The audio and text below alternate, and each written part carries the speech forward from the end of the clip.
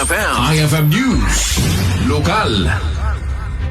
Gapoy ti krisis ti petrolyo ang paspasaran iti intero a pagilya na nakaapektar daytoy iti beneg ti turismo ditoy probinsya. Marik na dagiti kabelyero iti kapurpurawan rock formation. Iti ilit ti Burgos ti epekto, gubway iti nangina a presyo ti produkto a petrolyo.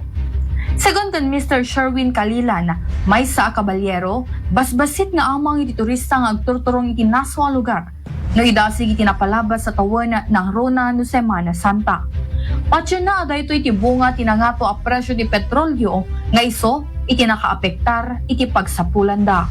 Okay man sir, ano na yung adunay itao taga puti nangato nga presyo ti gasolina. Naapektaran na ti turismo tayo sir.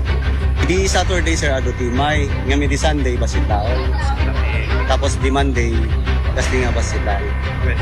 Kunada sir ado ti tao di last year ngam tapta. Taptaget bale basit lang na ti bulyong tayo sumangsangko. Para di last year sir. Team ups ti kita mi sir. Isa lang sir talaga. Okay lang man sir ngam kurang sladi dati nga ada subsub ka na nga pang subusog sir ti paragbiag. Ngam taptaget at kurkurang kami. May naigiti daytoy iruray dalaang nga iti mandar manipod iti gobyerno probinsyal.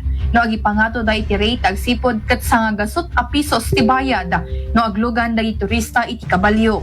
Kabayatan na inayo ni Kalila na sumsumrot da pa iti konstruksyon kanda dumapay nga panggadan tapno aday tinayo na pamasrakan dagitoy nga agserbi iti pamilyada iti inaldaw-aldaw.